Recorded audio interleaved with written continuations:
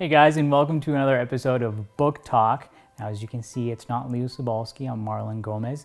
We're here in Tumbler Ridge with a local author. Her name is Tena Friesen. She wrote Pushing Through Invisible Barriers, a Canadian Mennonite story. Tena, tell us about this wonderful book. I know it took you, from what I understand, several years to write. It took me actually 5 years. 5 years. I was 5 years in writing, yes. But when did had you been writing about your life previous to that, or you began 5 years ago? No, I had no idea I was going to be writing a book. I was just going to record some of our history for our children and grandchildren. So I started writing. And as I started writing, there was more and more and more. And before I knew it, this looks like I'm writing a book. It was never my intention I'm going to sit down and write a book. It just happened. Oh, well, that's nice. Well, at least I hope you enjoyed the process. Oh, there was some tough times. Yeah? Yeah. What would you say? So many times you just felt like throwing it in the garbage. I'm done. You figured everything was just fine and had another editor come on board. Nope, you got to do this over. You got to write another chapter, do this over. And I felt like just throwing it all away. And what made you stick to it? Lots of encouragement from friends and other authors. And Good. Well, I'm glad you definitely stuck through it, because it's a good book, Yeah. good read. Now, in the book, you provide some detailed history of the Mennonite culture, which like I was telling you before, I enjoyed. However, for people or readers out there who perhaps aren't familiar with the Mennonite culture, can you give us, in your own words, what it was like to grow up as a Mennonite? well, there wasn't too much culture, Mennonite culture, in my growing up. Okay. We grew up pretty normal like most people do. Okay. And then in 1953, like I was born in Saskatchewan, lived there almost 13 years of my life, the first year, 13 years. And then my parents moved to northern Alberta to go homesteading. And that's where the Mennonite culture was really, really alive and well. Okay. Yes. And we got plunged into that culture, but we still kept our own. Like my dad was very much for education. The children had to have an education. That's good. Where at northern Alberta, where we moved, they didn't want the kids to have an education. They fought the public school system. So what was the cap, like homeschool, or it capped them at a specific grade? They had their own private schools, Okay. German private schools, where they would teach their children about the culture, about their faith. They wanted to be their own society within Canada. Okay. To create their own, yeah. And so, I mean, you were still fairly young at that point, I was 12, almost 13. sort of growing as a young lady back then. What are some of your fond memories of that time? There wasn't too many fond memories. Life was very difficult. Okay. In Saskatchewan, we had running water, we had electric lights, we had schools, we had roads, we had everything there that everybody enjoys now. And then we moved to northern Alberta and we had none of that. It was in the wilderness. There was one grocery store. When it wasn't even a store, it was an old granary where they were selling a few necessities. That's all we had. And seeing my dad and mom were for education. We had to do correspondence. We did correspondence lessons, and then after grade 10, Dad sent us out to school wherever we wanted to go. Okay, that's Yeah. nice. To get our education. Very fortunate. In the book, you mentioned that you were 1%, I think, short of reaching your university dream. In the book, you also mentioned that you tried to pursue it later, but did you go further? Well, later I went back and I got my certificate in libraries. Oh, good. Yeah, I'm a librarian by profession. Yeah. Oh, that's nice. And how long did it take you to do that? Oh, about 3-4 years. Yeah? Yeah. So you did reach your dream? I did. Because in the book... In a way, but I always wanted to be a teacher. Yeah, well, you get to do a little bit of that, don't you? Oh yeah, I did, yeah. Because in the book, I know that was tough for you back then. You mentioned it was a disappointment, but for you back then, it was hard to get over. Well, just the fact that I had a dream of reaching a goal in my life when I was very, very young. Yes. And then that was shattered. Because there was no schools, there was nothing there. Yeah. But you kept going. Oh yeah. kept going. What kept you going? My dream. Yeah? This is what I wanted in life. Yeah. Well, that's nice. Meeting people who keep going when their dreams are, shut, I guess, in a way, shut down for temporarily is always, it's nice to meet people with that kind of personality. So I'm glad you wrote that book for that reason, at least, too. Now, let's talk about, keep going more into the modern world of the Mennonite culture. And you made some reference to that in the book. You gave some examples of people who, have gone into the modern world and learned to live in that world. The reason why I touch on that is because, so there's, I guess we have one end of the spectrum of where you were saying education and only goes to a specific grade. Is that right? Like in northern Alberta? Yeah. Most parents didn't want to send their kids to school after grade 8. Okay. Yeah. And the belief behind that, what would it be? They didn't want them, they really didn't want their children to be of the world. Okay. They wanted to still maintain their culture. So they were afraid they were going to lose their culture if they went into... And rightfully so. Of course. It has happened, yeah. Of course. And now, I mean, obviously you're an example of the other side of the spectrum where education is encouraged, right? Yes. And you pursued that, as you just told me. Having lived through that, what would you say to young people out there who are perhaps in the Mennonite culture, who's on the spectrum of education and they want to keep going? See, the culture has changed so dramatically there that there's very, very few people now that will not send their kids to higher education. Oh, that's so that's all happened.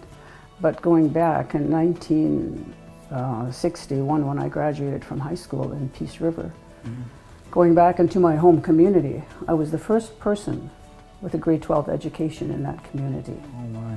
Yeah. So that would have been something to be proud of. I didn't think of it as that at the time, but yeah. Now, speaking of the first one, but let's back up a little bit because you are one of 15 or the youngest of 15? No, I'm in the middle. In the middle? Why did I think? It is it 15 though? 15 brothers and siblings? We grew up 14 of us. 2 children died when they were 4 years old, Oh, 2 of okay. my siblings, sorry to but hear that. 14 of us grew to adulthood. And I'm assuming, well, I shouldn't assume, but are some of them still around?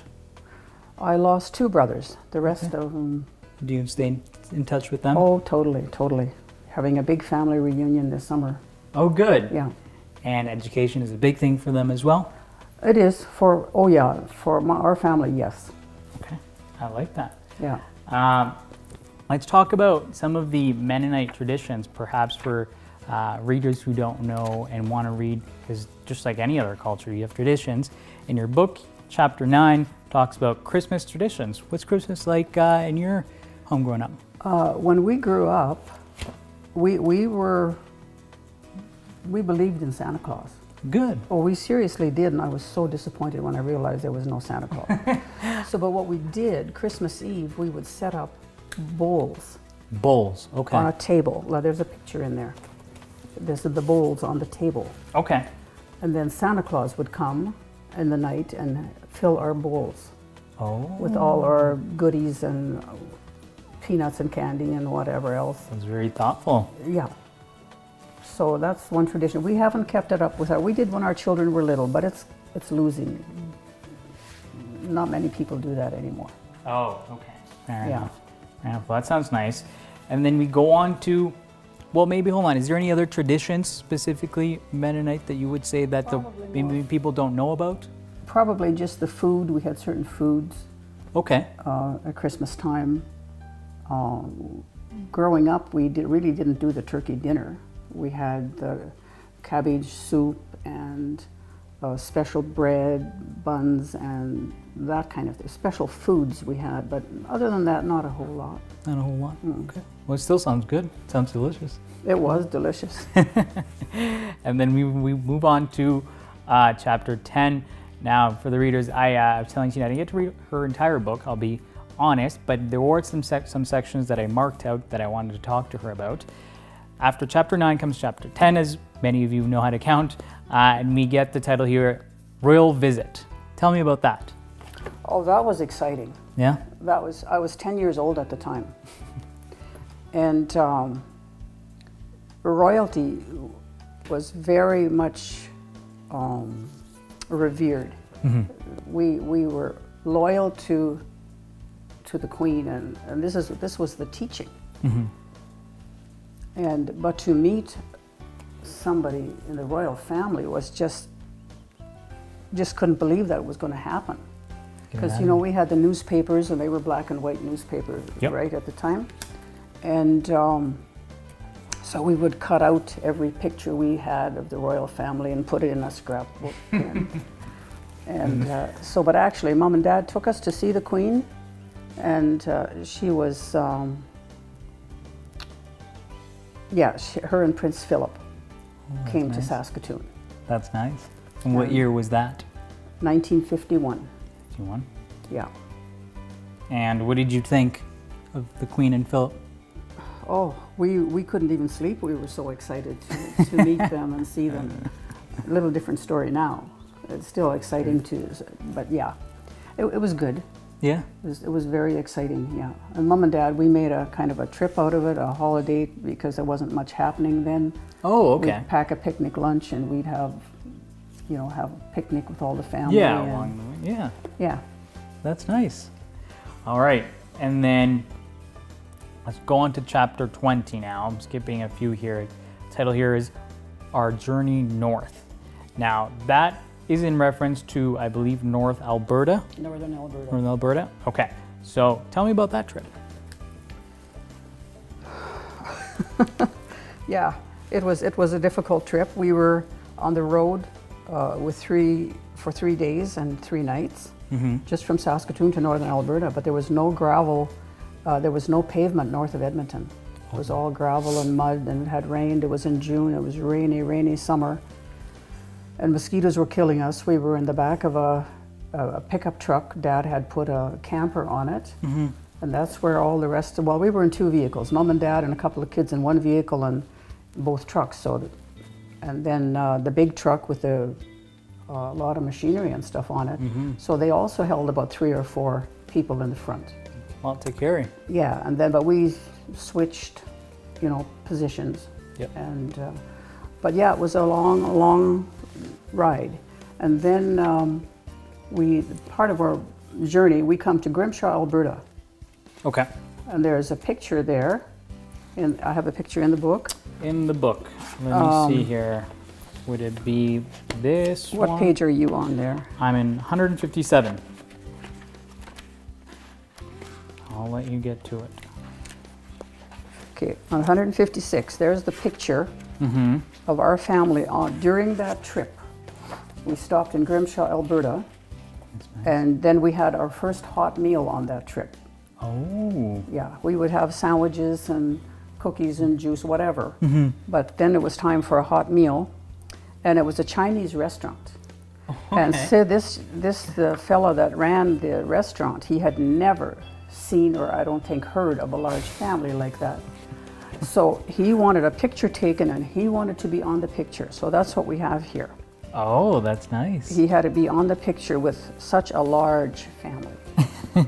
So this was a highlight of our trip. Of the trip? Part of the trip, yeah. Oh, well, that's nice. Do you remember the food? No. No? No, I don't. That's okay, but at least you got the picture to remember. Yeah, we got the picture. That time, so that's nice. Let's, I guess, go a little bit forward now. The trip into this area, when did that sort of happen, or am I going too fast? Into which area? The Peace region. 1953. 53? Yeah. Okay, so what brought you here at that point? Dad wanted to go farming. Farmland wasn't readily available in the Saskatoon area. It was all taken up. Okay. And Dad was a farmer at heart, and he wanted the family to be able to go farming. And land was available, very, very cheap. And so Dad took a trip north in 1951. Mom and Dad went north, and he bought 3/4 sections of land. That's nice. one quarter of the land, I think $7.50 an acre, and yeah, that's how he bought 3/4 of land. And then of course land was available, and most of the kids got land. It was homesteading, a homestead sale, yeah. Good. And I know somewhere along the way there you met Carl in your earlier years. In 58. 58? Okay. Tell me about that, because Carl seems like a wonderful guy. I mean, there's a picture in here. I can't remember where it is, but we were just looking at it where you were saying, and he's ironing a shirt, I think it is, and he does look like Elvis Presley in there. Very nice. Yeah, it's on page 229. Who took that photograph? I don't know. This was taken actually before I met him. Oh, okay. So in the book you talk about a little bit how you met him. Do you mind telling me a little bit of that story? Yeah, I don't mind. We met in 58. His mom and dad were coming into Lacrete, Alberta to homestead. They came from Lethbridge, Alberta. Okay. They moved from there. And my mom and dad had heard about this Friesen family. They had lived in High Level for a couple of years. And so they were just interested and stopped in there one day and had coffee with them just to meet them. That's nice. And then when they came to Lacrete, Alberta, they were looking for land, and since they had met Mom and Dad, Carl's dad and Carl came and stopped at our house because they knew they had met. And of course, I guess Carl had eyes for me right away. I don't know, but anyway, yeah, we met then and started dating, but it was 4.5 years until we got married. Oh, okay. I was determined to finish my high school. He went back to Lethbridge to work. It wasn't like, bang, you fall in love, you get married, and it's all done, you know. You guys? No, I took my time, he took his time. Think things through. What's our future look like? Yes. Yeah. And what did Carl do for work? He was a jack of all trades, I guess, and master of none, if you want to use it that way. He could do anything and everything. We did go farming, went homesteading after we were married, but he worked a lot on pile driving crews, on construction. He worked a lot on road construction. And then for 31 years, he drove the school bus when we were farming. That's nice. Yeah. Okay. So now, in speaking of, I guess, work, let's talk about your dream, because you wanted to become a teacher. Tell us, in the book you talk about working at a post office, right, for several years. And where was that again, sorry? in Lacrete. In Lacrete. And then you finished that, and was it right after that that you started substituting? That I went to work at the school, in the library. Okay, so how happy were you at that point? Oh, I didn't like the post office.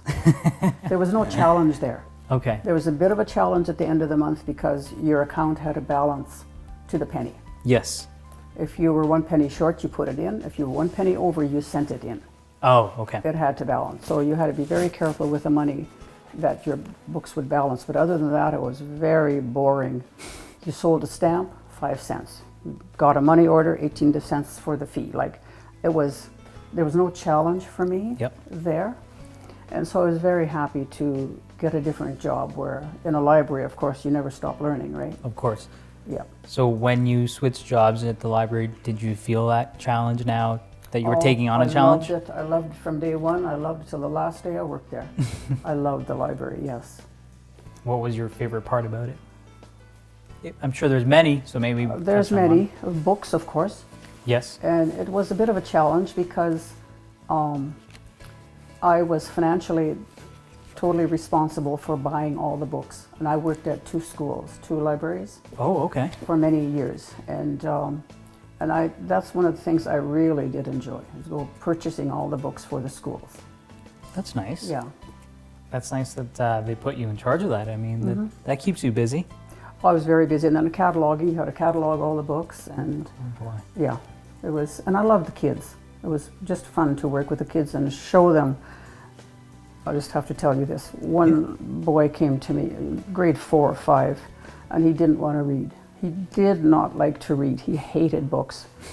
And they were in the library one day, and I said, I'll show you a book. Let's see if we can find a book for you. Okay, that's a good idea. And so we went, and I knew the kid. I knew what his interests were. Mm-hmm. And so I got this book for him, and he started reading it, took it home. And then a couple of days later, he came back to the library, and he said, Mrs. Friesen, are there any more good books in the library? Do you remember what the book was? Must have been a good one. I wish I did. Well, hey, you made the right pick, so. Yeah. Oh, for him I did, for sure. Yeah. That's good. Let's talk about your faith, because I know that's very important to you. You mentioned in the book. It is very important to me. And yeah, the Christian faith. The Christian faith. Yeah. So, tell me a little bit about that. Well, it goes back to my first couple of pages in the book here on page... That is correct. This was the faith of the Mennonite people when they started out, when the Catholics, when Menno Simon decided to leave the Catholic faith because he was reading scripture on his own. The general people could not have a Bible in their hand. They had to believe what the priest told them. And Menno Simon started reading the scripture, and the Lord must have really worked in his life, because a lot of things that were happening, he felt they didn't agree with what scripture was saying. But anyway, he left the Catholic faith, and this is the motto. Read it for me, please. For no one can lay any foundation other than the one already laid, which is Jesus Christ. 1 Corinthians 3:11. So that's over 500 years ago. And for the Mennonite faith, they have not departed from this. Okay. So that's very much a staple. This is very stable. They have different ideas about things and don't agree with certain things. There's controversies about certain parts of Scripture, but they all agree on this here. Okay. Yeah. And now let's fast forward 500 years and you come in the picture. Okay. And where does your faith sit based on the Mennonite faith and your faith? Right here. Right here still? Right here. At the staple right here? Right here, yeah. And so I think in the book you mentioned some of the churches of some areas, but is there specifically like what would the Mennonite faith be called specifically? Like, you know how, for example, there's like a Catholic, like that sort of example. See, there's the Mennonite faith, but then there's different branches of it. There's two branches that broke off from it, the Hutterites and the Amish, and started their own. But originally they were all in one under Menno Simon, and they broke away. But you have your little groups, different. They go under different names, whatever. But bottom line is, they're all coming from here. All coming from there. Yeah. And now, at one point, I was also reading during the earlier years of the Mennonite faith that they did teach from the Catechism. Is that correct? Yes, I had to memorize the whole Catechism when I was baptized. The whole Catechism? Yes, in German, in High German. Oh boy. And? I did tough? Not really. No? That's impressive. There's 60-some pages or something in there. That's impressive. And did you learn lots from it? It was difficult because I learned, I was more comfortable with the English language. Okay. Although I knew the German, I could read it, but I couldn't understand it as well as the English. But then the ministers, the pastors, they explained to us what it meant. Yeah. And have you kept some of that teaching still, or? Well, everything in the Catechism comes straight out of the Bible. There's always Bible verses underneath each verse. So. And now, faith, you mentioned that it kept you going throughout the years. Oh, heavens, yes. I don't know what I would have done without it. What would you say were some of the times that, let's say, for example, it was tough, but you fell back on faith in your life? Do you have any examples in your life that you can think of? My whole life. Yeah? Basically, yeah. When things get tough, whatever. You know how some people will I'm not going to be judgmental about anything, but how some people will turn to alcohol, they'll turn to all the things that can maybe satisfy for a little while, and it's all empty. But I always went back to the Lord and got my strength from there. That's a good thing. And was that something that you and Carl emphasized with your children? Absolutely. You have 3 kids. Absolutely. Yeah. Yeah, our oldest daughter, they've been serving youth with the mission as missionaries for 20-some years now. Oh, that's nice. All over the world, yeah. That's nice. Well, Tina, those are all the questions I had, but as a first-time reader of someone who's going to pick up your book and start reading it, what would you tell them about this wonderful book of your life? What would you want them to know before they start reading it? I guess the main things that stand out for me in writing it is my faith and how it has carried me through my whole life, basically. That's beautiful. Well, listen, thank you for taking the time to talk to us. Oh, you're welcome. This is a wonderful book. I really had a good time, and I enjoyed reading about the history which you cataloged in a very good way. Sometimes I feel like when we're talking about history, you can get lost in so many dates, but this I found gave me a good path of where the Mennonite culture fit into the world. So thank you for that. For everybody out there, if you want to grab a copy, I know we have some of the Tumbler Ridge Library, or you can order it at the Chetwynd Library as well. And I'm sure Tina has copies that she can sell if you want to buy a copy for yourself. So from us here in Tumbler Ridge, take care.